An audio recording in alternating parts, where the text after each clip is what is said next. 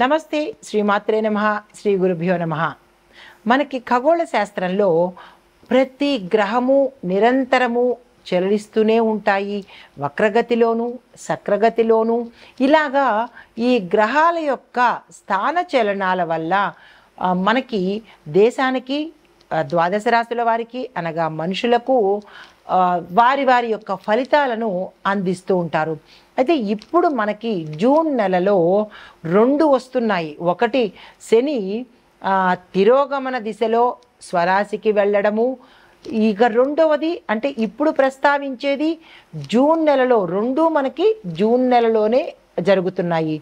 ఇప్పుడు మనకి గురుగ్రహము అస్తమించడం జరుగుతోంది. అయితే అతని వేగవంతమైన కదలికలు ఈ 12 రాశుల మీద దేశకాలమాన సామాజిక రాజకీయ ఆర్థిక న్యాయపరమైన వాతావరణపరమైన లేదా వ్యవసాయపరమైన పరిస్థితుల మీద ఎలాంటి ప్రభావాలు చూపిస్తున్నాయి, ఒక దేశం మీదే కాకుండా మేషాది ద్వాదశ రాశుల మీద ఎలాంటి ప్రభావాన్ని చూపిస్తున్నాయి అనే అంశంలో గురు అస్తమము మనకి జూన్ నెలలో ప్రారంభమవుతోంది.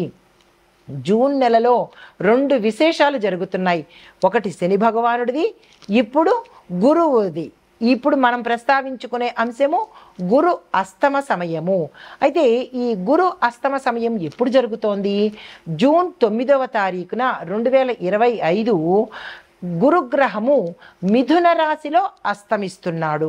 ఎప్పుడైతే ఇది జ్యోతిష శాస్త్రంలో ఈ అస్తమయాన్ని శుభప్రదంగా మనం పరిగణన చేయము, ఇది ఒక చెడు క్రియగా మనం పరిగణలోకి తీసుకుంటామన్నమాట. అయితే ఎందుకు అంటే కనుక గురువు ధర్మము, జ్ఞానము, ఆర్థిక స్థిరత్వానికి కారకుడు అనమాట. ఎప్పుడైతే ఇతను అస్తమించాడో కొన్ని కదలికలు మంచిగా ఉండబోవడం లేదు. అవి ఏమిటి అనేది చూద్దాము. అయితే ఈ గురు కదలికలు మనకి 2025 గురు మే 15న మిథునంలో ప్రవేశించాడు. గత నెల 15వ తారీఖున మిథునంలోకి ప్రవేశించి ఈ జూన్ 9న మిథునం నుంచి కర్కాటకంలోకి మారుతూ ఎప్పటి వరకు ఉంటాడు? డిసెంబర్ 4వ తారీఖు వరకు, అనగా June, July, August, September, October, November, December 4వ తారీఖున మళ్ళీ మిథునంలోకి రివర్స్లో ట్రాన్సిట్ అవుతాడనమాట. ఇది చాలా విశేషమైన ట్రాన్సిషను. ఇది ఎక్కడ ఎప్పుడు జరగనటువంటిది అనమాట, ఇన్ని నెలలు అనేది.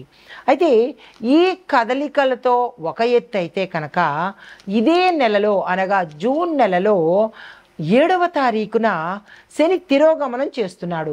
ఎప్పుడైతే శని తిరోగమనం చేస్తున్నాడో అది దాని గురించిన ప్రస్తావన మనం తర్వాత చెప్పుకుందాము. అయితే ఆర్థిక వ్యవస్థ మీద, వ్యవసాయం మీద, ప్రభుత్వ విధానాల మీద ఈ ప్రభావం చూపిస్తుంది. ఇప్పుడు మనం ప్రస్తావించుకునే అంశం ఏంటంటే గురు అస్తమయ సమయము. ఈ గురు అస్తమయ సమయము మేషాది ద్వాదశ రాశుల వారికి ఎలాంటి ప్రభావాన్ని చూపిస్తోంది? వ్యక్తిగతంగాను లేదా ఆ రాశిలో ఉండే ప్రతి ఒక్కళ్ళకి ఎలాంటి శుభాశుభ ఫలితాలు ఉంటున్నాయి, పరిహారాలు ఎలా ఉంటున్నాయి, ఏమిటి చేయాలి అనే అంశాలని మనం ఇప్పుడు చూడబోతున్నాం. ఇప్పుడు గురు అస్తమ సమయం మనకి జూన్ 9వ తారీఖు 2025న గురు మిథున రాశిలోకి అస్తమయం చెందుతున్నాడు. మిథున రాశిలో నుంచి కర్కాటకంలోకి ప్రవేశం చేస్తూ అస్తమయం కూడా జరిగే అవకాశం కనబడుతోంది. అయితే ఈ విశేషము మేషాది ద్వాదశ రాశుల వారికి ఎలా ఉండబోతోంది అంటే కనుక, అయితే ఈ గురు అస్తమయం మనకి జూన్ 9వ తారీఖున జరగబోతోంది.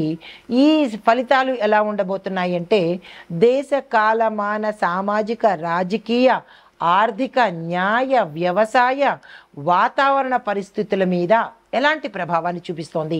ఇందాక మనకి ఇప్పుడు మేషరాశి వారికి అంటే ద్వాదశ రాశుల వారికి మనుషులకే కాకుండా దేశాల్లో ఉండే పరిస్థితులకు కూడా ఈ యొక్క గ్రహాల ఫలితాలు ఉంటాయి అని చెప్పడానికి ముందుగా ఆర్థిక పరిస్థితి చూసుకున్నట్టయితే బ్యాంకింగ్ రంగంలో అస్థిరత ఏర్పడుతుంది.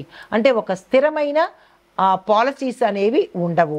స్టాక్ మార్కెట్లో ఒడిదుడుకులు కనబడుతున్నాయి, అంటే ఫ్లక్చుయేషన్స్, ఒకసారి హై ఒకసారి లో, ఇలాంటివి కనబడుతున్నాయి, జాగ్రత్తలు తీసుకోవాలి. అయితే రాజకీయ పరంగా చూసుకున్నట్టయితే కనుక నాయకత్వాలలో మార్పులు రావడము, ప్రభుత్వ విధానాల్లో కూడా మార్పులు, అమెండ్మెంట్స్, చేంజెస్ కూడా కనబడుతున్నాయి. అయితే వ్యవసాయ పరంగా చూసుకున్నట్టయితే కనుక వర్షాభావము, కొన్ని చోట్ల వర్షం ఉండడము, కొన్ని చోట్ల వర్షం లేకపోవడము, పంటల దిగుబడిలో తగ్గుదల కనబడుతోంది.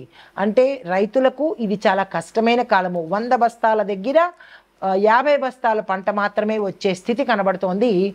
బికాజ్ ఆఫ్ మనకి వర్షం లేకపోవడం వల్ల దానికి రైతులు ప్రత్యామ్నాయ మార్గాలు తప్పనిసరిగా చూసుకోవాలి. అయితే వాతావరణం పరిస్థితి చూసుకున్నట్టయితే కనుక సునామీ రావడము, తుఫాన్లు వంటివి ప్రకృతి విపత్తులు, ప్రకృతి వైపరీత్యాలు యొక్క ప్రమాదము మనకి పొంచి ఉంది, జాగ్రత్తలు తీసుకోవాలి. సామాజిక పరంగా చూసుకున్నట్టయితే ప్రజలందరూ కూడా మానసిక ఒత్తిడి, అశాంతికి గురవ్వడము, ఆరోగ్య సమస్యలు ఎక్కువగా ఉండే అవకాశాలు ఇక్కడ ప్రస్ఫుటంగా కనబడుతున్నాయి, జాగ్రత్తలు తీసుకోవాలి. అయితే సలహాలు ఏంటంటే సమస్యలు అయితే ఉన్నాయి, మరి దానికి సంబంధించిన ప్రత్యామ్నాయాలు ఏంటంటే ఆధ్యాత్మిక సాధన, ప్రతి ఒక్కళ్ళు ధ్యానము, యోగము, జపము, దైవభక్తి పెంపొందించుకోవాలి. మోసాలకు దూరంగా ఉండే ప్రయత్నం చేయండి. నమ్మిన వారిని మోసం చేసే ప్రవర్తన నుంచి మార్చుకోండి. న్యాయబద్ధంగా ఉండే ప్రయత్నం చేసుకోండి. శని భగవానుడిని ఎప్పుడూ గుర్తుపెట్టుకునే ప్రయత్నం తప్పనిసరిగా చేసుకోండి.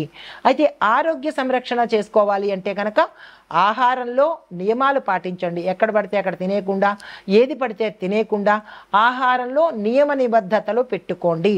తర్వాత వ్యాయామం చేయండి, ఎక్సర్సైజ్ చేయండి. తినేయడం పడుకోవడం కాకుండా, లేదా అంటే తినేయడము ఊరుకోవడం కాకుండా శరీరానికి తగిన శ్రమను ఇచ్చే ప్రయత్నం చేసుకోండి. అయితే ఆర్థిక నియంత్రణలో ఎలా చూసుకోవాలి అంటే కనుక ఖర్చులను నియంత్రించుకోండి, పొదుపును ఎక్కువగా పెంచుకునే ప్రయత్నం చేసుకోండి.